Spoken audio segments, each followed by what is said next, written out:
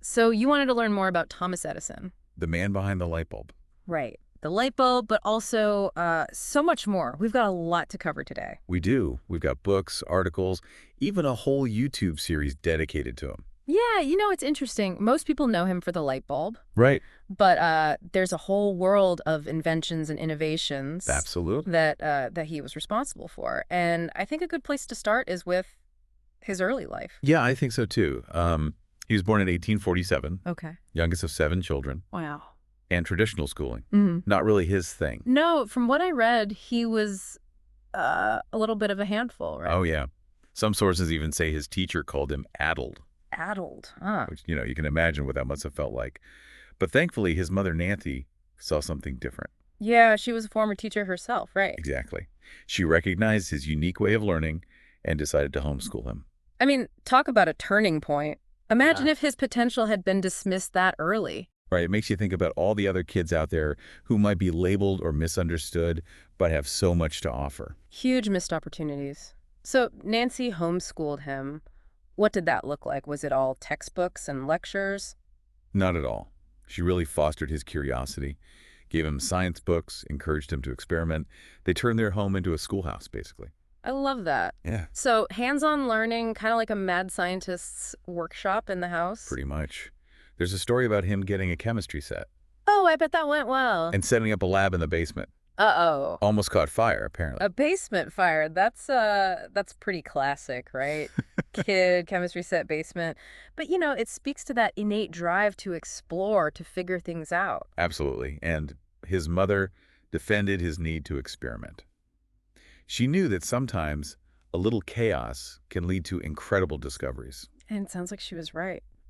What were some of the other things young Thomas was tinkering with back then? Oh, all sorts of things.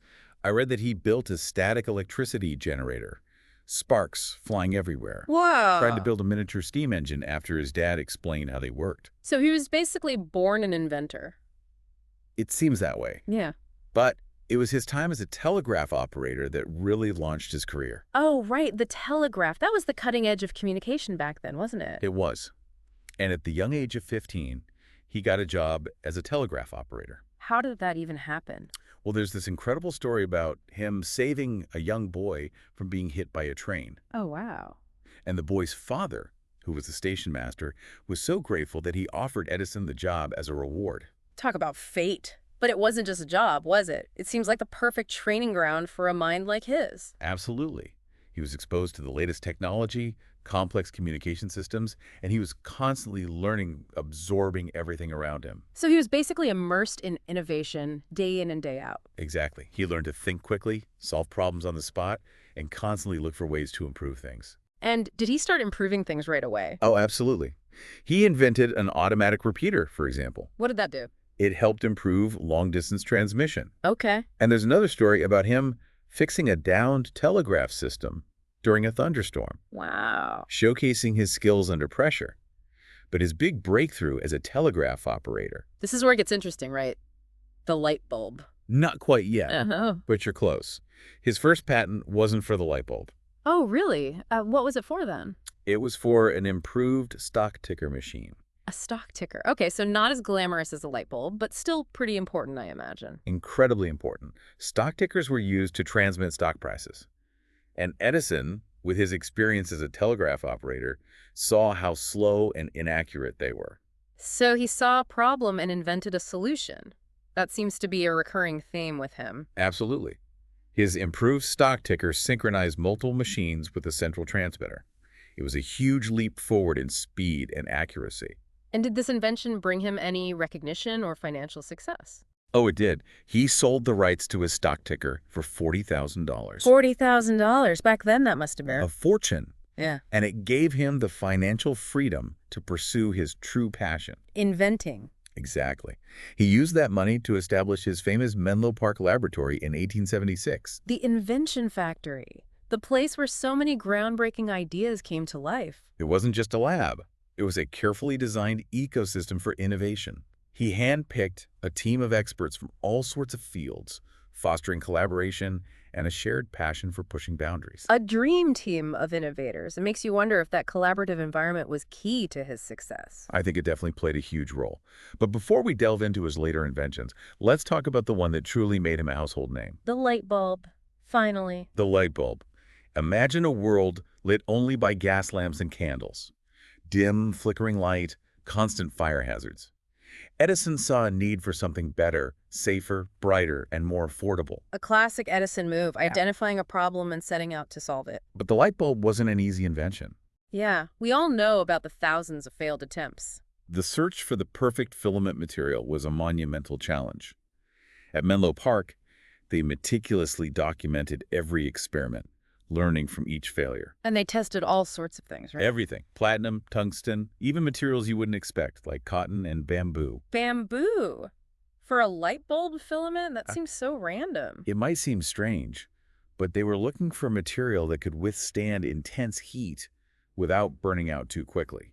It had to be durable, but also able to glow brightly. So it was a combination of scientific knowledge, experimentation, and maybe a little bit of luck. Definitely a bit of serendipity involved.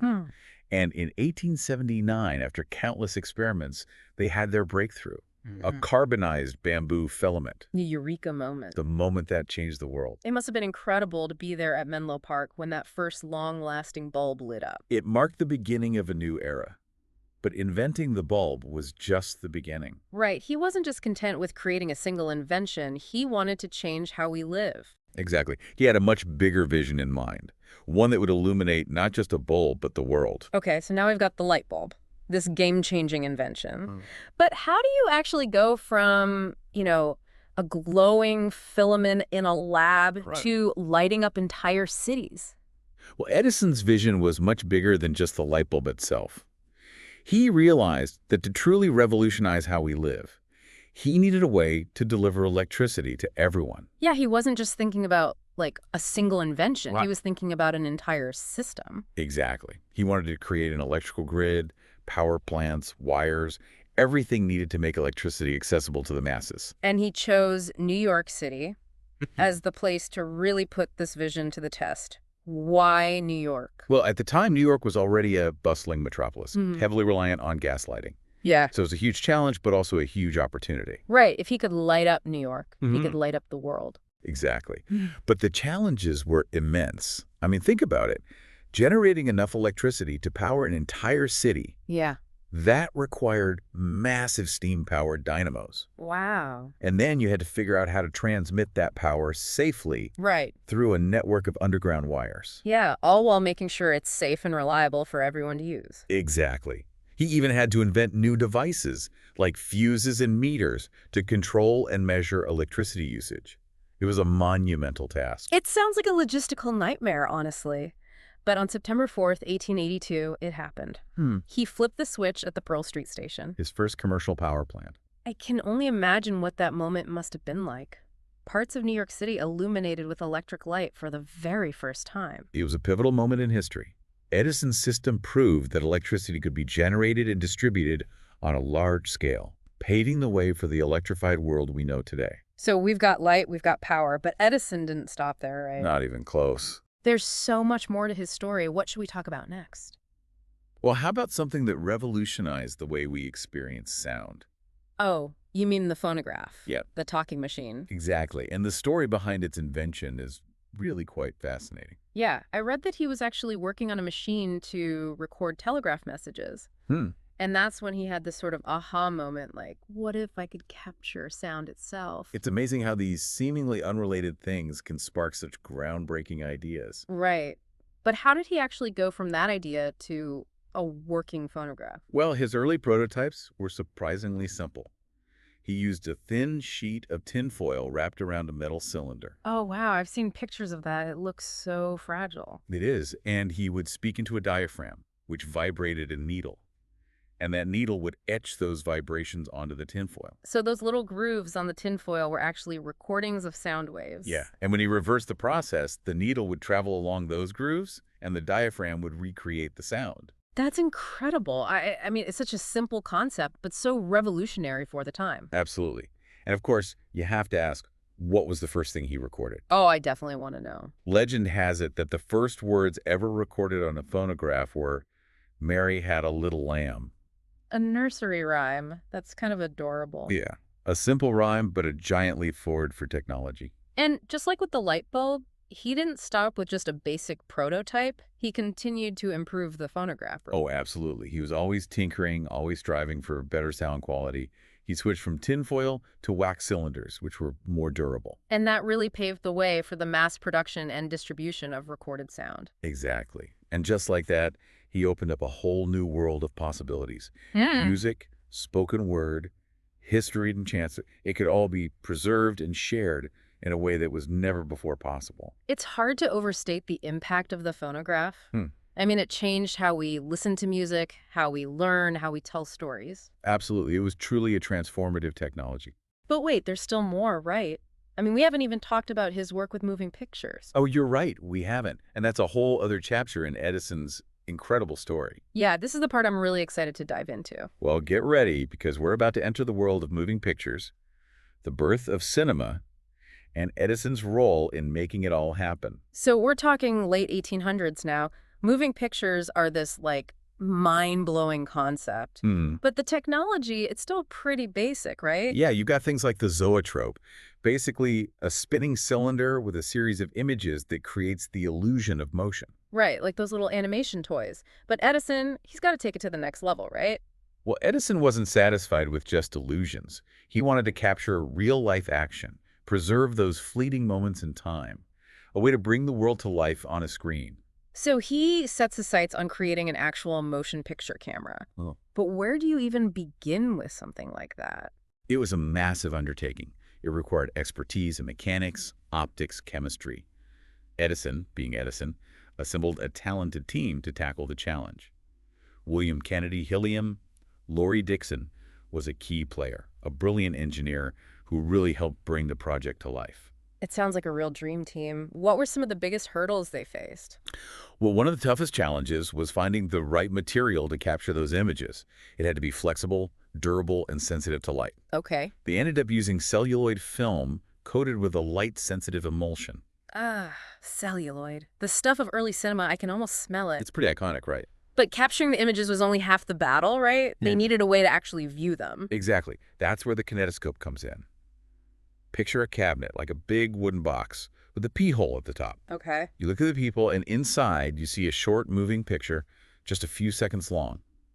It's a very personal viewing experience, one person at a time, just marveling at this brand new technology. It's so cool to imagine those early kinetoscope parlors with all the machines whirring and people lining up to get a glimpse of moving pictures. It must have felt like magic. You really must have. And in 1894, Edison opened the first kinetoscope parlor in New York City. People flocked to see these short films. So that was kind of the first movie theater experience? In a way, yes. That It was the sounds- very beginning of what would become a global entertainment industry. From a peephole to the silver screen, it's amazing. But knowing Edison, he didn't stop there, did he? He saw the limitations of this one person at a time viewing experience, right? Of course.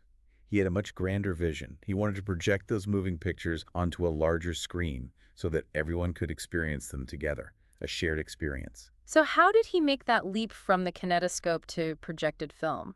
Well, rather than developing his own projection system from scratch, he acquired the rights to the Vitascope. The Vitascope? Yeah, it was a projector invented by Thomas Armat. Edison, always the astute businessman, recognized its potential and adapted it to work with his film format. Smart move. So the Vitascope became the key to bringing his films to a wider audience. Exactly. And in 1896, he held the first public demonstration of the Vitascope, projecting moving pictures onto a big screen for a large audience. People were mesmerized. It was a huge success. Another game changer. The era of movie theaters had begun. It's incredible to think that we can trace so much of modern cinema back to Edison's early experiments. But he didn't just revolutionize light and sound and moving pictures, did he? Oh, there's so much more. His work spans such a wide range of fields. But there's one discovery in particular that I think is worth highlighting. It's often overshadowed by his more famous inventions, but it had a profound impact on the development of electronics. Okay, now you've got me intrigued. Tell me more. Well, it all started with a light bulb. Edison noticed that an electric current could flow between the heated filament and a metal plate inside the bulb, even though they weren't physically connected. Wait a minute, how is that even possible? At the time, Edison didn't fully understand the scientific explanation. He called it the Edison effect, and even patented it, but his focus was elsewhere. It wasn't until later that scientists figured out what was really happening. The heated filament was emitting electrons, these tiny particles that could travel through the vacuum inside the bulb, creating an electric current. So this accidental discovery led to the understanding of electrons and how they behave. Precisely. And that understanding was crucial for the development of all sorts of electronic devices. Like, for example? Well, a British scientist named John Ambrose Fleming was fascinated by the Edison effect. He conducted further research and eventually invented the vacuum tube. Ah, the vacuum tube. I remember learning about those in school. Weren't they essential for early radios and computers? Absolutely. The vacuum tube could amplify weak electrical signals, making it possible to receive radio transmissions from far away. It also served as a switch and an amplifier in early computers. It was revolutionary. It's amazing to think that something as seemingly simple as observing a strange phenomenon in a light bulb could have such a huge impact on technology. It really highlights the importance of curiosity and observation, doesn't it? Totally. And Edison, throughout his life, never lost that childlike curiosity. Right. He continued experimenting and inventing, even in his later years. What else was he working on? Well, he spent a lot of time trying to improve storage batteries, a technology that's become even more important today with the rise of electric vehicles. Yeah, it's like he was ahead of his time in so many ways. He really was a visionary, always looking for ways to make things better, more efficient, more accessible. His impact on the world is undeniable. We've covered a lot of ground today, but it feels like we've only just scratched the surface of Edison's incredible life and work. It's true. There's always more to learn. But I think we've seen how his inventions shaped the world we live in today. From the light bulb to the phonograph to motion pictures, his legacy is all around us. And I think what's really inspiring is not just what he achieved, but how he achieved it. Through sheer determination, hard work, and a willingness to embrace failure as part of the process. Absolutely. His story is a testament to the power of human ingenuity and perseverance. And on that note, I think it's time to wrap up our deep dive into the world of Thomas Edison. What a journey. It has been. I hope you enjoyed it. And maybe, just maybe, you're leaving with a little spark of inspiration to go out and create something amazing yourself. Who knows? Maybe you'll be the next Edison. Thanks for listening.